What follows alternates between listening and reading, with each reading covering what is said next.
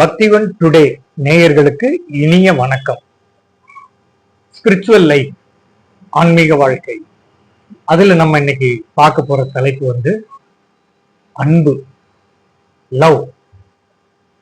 அன்பு என்கின்ற போது ஞாபகத்துக்கு வருவது ஒரு கவிஞரின் பாடல் தான், நவீன கவிஞரின் பாடல்.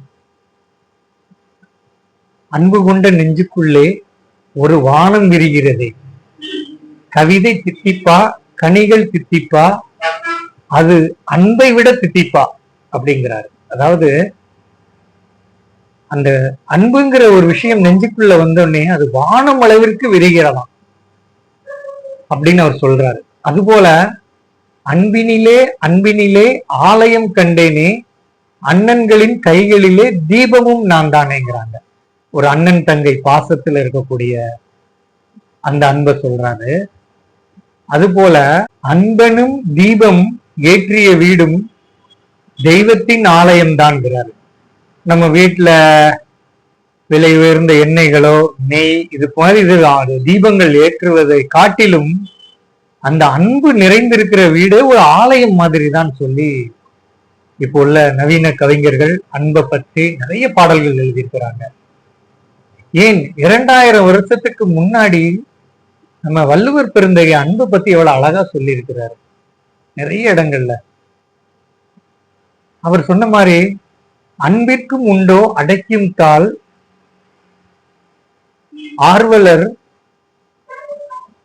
உன்கணீர் பூசல் தரும் அப்படின்னு அந்த குரல்ல சொல்றாரு. நம்ம ரொம்ப நேசிக்கக்கூடியவங்க, அன்பு வச்சவங்களுக்கு ஒரு கஷ்டம்னா நம்ம கண்ணீரே காட்டி கொடுத்துரும் அப்படிங்கிறாரு. ஆர்வலர் பொன்கண்ணீர் பூசல் தரும், எவ்வளவு அழகா சொல்லியிருக்கிறார் பாருங்க. அது போல இன்னொரு குரலும் எனக்கு ஞாபகம் வருது. அன்பிலார் எல்லாம் தமக்குரியர், அன்புடையோர் என்பும் உரியர் பிறருக்கு. அன்பு இல்லாதவங்க எல்லாம் எனக்கு எனக்கு எனக்கு அன்பிலார் எல்லாம் தமக்குரியர்னு சொன்ன மாதிரி, இந்த குப்பைத்தொட்டியில் ஏதாவது ஒரு சாப்பாடு கொண்டு போட்டா இந்த நாய்கள் எல்லாம் பிச்சு திங்கும். எல்லா விலங்குகளும் அப்படித்தான். அதுக்கு ஒரு உணவு போட்டீங்கன்னா சண்டை கட்டிக்கிட்டு திங்கும். ஒருத்தர் சாப்பிடட்டு அப்புறம் நம்ம அந்த விட்டு கொடுக்கும் தன்மை விலங்கினங்கள்கிட்ட இருக்காது அதிகமா. சுயநலம், எனக்கு எனக்கு அது மாதிரி மனுஷன் ஏன் இருக்கணும், அன்பில்லாத மனிதர்கள் தான் இருப்பாங்கன்னு 1000 வருஷத்துக்கு முன்னாடியே நம்ம வள்ளுவர் பெருந்தகை சொல்லியிருக்காரு. அன்பிலார் எல்லாம் தமக்குரியர், எனக்கு எனக்கு தமக்கு.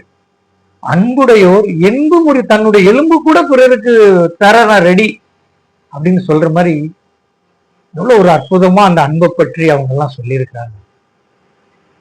சரி, அவங்க எல்லாம் அது சொல்லியிருக்கிறாங்க, நீங்க என்ன சொல்றீங்க அப்படிதான் கேக்குறீங்க. எனக்கு புரியுது.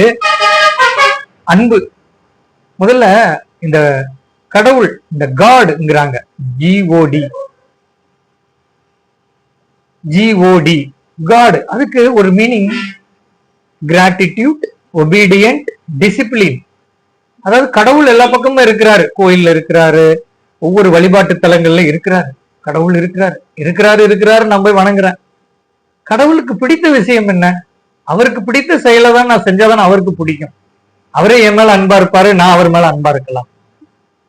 அப்போ சொன்ன மாதிரி அந்த கிராட்டிடியூட், ஒபீடியன்ட், டிசிப்ளின்ங்கிற மாதிரி அந்த ஃபர்ஸ்ட் உள்ள அந்த கிராட்டிடியூட், நன்றி உணர்வு.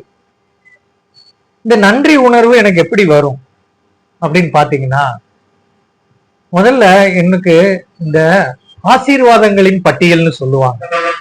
கடவுள் எனக்கு என்னெல்லாம் கொடுத்திருக்கிறாரு, எனக்கு என்னெல்லாம் ஆசீர்வாதங்கள் வழங்கி இருக்கிறாரு அப்படின்னு சொல்லி ஒரு பட்டியல் தயாரிக்கலாம்.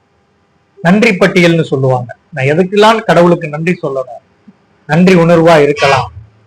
என்னுடைய பொருளாதாரத்துல வளர்ச்சி கொடுத்திருக்கிறாரு, என்னுடைய ஆன்மீகத்துல வளர்ச்சி கொடுக்கிறாரு, எப்படி இருந்தாலும் நான் இப்படி மாறிட்டேன் அப்படிங்கிற மாதிரி.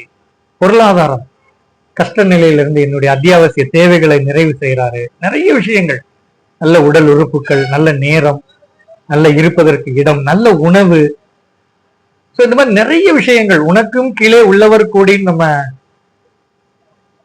கவி பேரரசு சொன்ன மாதிரி, கீழே இருக்கிறவங்களை நினைத்து நான் சந்தோஷப்படுறது இல்லை, நன்றி உணர்வு. கடவுள் கொடுத்திருக்கிறாரு, நானும் இன்னொருத்தருக்கு ஏதாவது ஒண்ணு கொடுக்கணும்.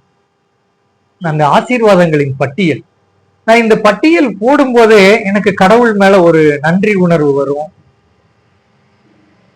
இந்த நன்றி உணர்வு, இந்த நன்றி உணர்வு எனக்கு வர வர ஒவ்வொரு விஷயங்கள்லயுமே, ஓ இதுக்கு நன்றி கடவுளே, இந்த விஷயத்துக்கு நன்றி, இதை கொடுத்ததற்கு நன்றி, என்ன நல்ல ஒரு மாற்றுவதற்கு நன்றி. இப்படி நான் நன்றி சொல்ல சொல்ல சொல்லவே என்னுடைய கர்வம் தடுக்கப்படுகிறது. எல்லாம் நான் தான், என்னாலதான் கிடைச்சது, நான் தான் போய் சம்பாதிச்சுட்டு வந்தேன், நான் தான் இதை உருவாக்குனேன், என்ன இருக்குது, எல்லாம் கடவுள் கொடுத்ததுதான். அப்ப என்னுடைய நன்றி உணர்வு வளர வளர கர்வம் இல்லாம கடவுளினுடைய அதனுடைய கொடைங்கிறது என்னால ஏற்றுக்கொள்ள முடியும் முதல்ல. அது போல இந்த நன்றி உணர்வு, இந்த நன்றி உணர்வு இதயத்துல நன்றி உணர்வால் நிரம்பும் பொழுது அது அன்பை மட்டும்தான் வெளிப்படுத்தும். நன்றியால் நிரம்பிய இதயம் அன்பை மட்டுமே வெளிப்படுத்தும். அங்க ஆணவம் இருக்காது, பிறரை ஏமாற்றணுங்கிற எண்ணம் இருக்காது. அப்ப எந்த அளவுக்கு நான் என்னுடைய நன்றி உணர்வை என் இதயத்துல நிரப்பணும் பார்த்துக்கிட்டு, அதுல வெற்றிடம் இருந்தா நான் நிரப்பிக்கிட்டே இருக்கணும். அந்த பட்டியல், ஆசீர்வாதங்களின் பட்டியல்களை நான் தினசரி பார்த்து கடவுளுக்கு நன்றி, என்னை சுற்றி இருப்பவர்களுக்கு நன்றி அப்படின்னு அந்த நன்றி உணர்வை நான் என்னுடைய இதயங்கள்ல நிரப்ப நிரப்ப என்னிடமிருந்து வெளிப்படுவது அந்த நன்றி உணர்வு மட்டும்தான். முழுமையான நன்றி உணர்வு தான் ஒரு முழுமையான சகிப்புத்தன்மையை கொடுக்க முடியும். இல்லைன்னா அது ஒரு முழுமையான சகிப்புத்தன்மை நான் பிறத்தையாரிடம் நான் செலுத்த முடியாது, போலியா நடிக்க தான் முடியும். சோ மகாகவி பாரதி சொன்ன மாதிரி, யாமறிந்த மொழிகளிலே தமிழ் போல் இனிதும் எங்கும் காணோம். அவர் தமிழ சும்மா சொல்லல, சும்மா சூப்பர் லாங்குவேஜ், இனிதான மொழி அப்படின்னு சொல்றத விட எல்லா மொழியையும் அவர் கற்று தேர்ந்து அதற்கு பின்புதான் அவர் அந்த வார்த்தையை சொல்றாரு. எல்லாம் தெரியும் மகாகவி பாரதிக்கு, இந்திய மொழிகள் அனைத்தும் தெரியும், அயல் நாட்டு மொழிகள் தெரியும், எல்லாம் படிச்சு எல்லா இலக்கியங்களையும் அவர் படித்து கொண்டுதான் இந்த வாசகத்தை சொல்றாரு. யாம் அறிந்த மொழிகளிலே தமிழ் போல் இனிதா எங்கும் காணோங்கிறாரு. அந்த மாதிரி முன்னோர்கள் யாம் அறிந்த உணர்வுகளிலே அன்பை போல் உன்னதமானது எதுவும் இல்லைங்கிறாங்க. நிறைய உணர்வு இருக்குது, ஆனா இந்த அன்பு எவ்வளவு உன்னதமானது பாத்தீங்களா? இத நம்ம அன்பால நம்ம இதயத்தை நிரப்பி எல்லோருக்கும் கொடுக்கலாம். ஆணவமற்ற, பிறரை ஏமாற்றுங்கிற எண்ணம் இல்லாத அந்த அன்பை நம்ம இதயத்துல நிரப்பி அன்பால எல்லாரையும் நம்ம அரவணைப்போம். நன்றி நண்பர்களே.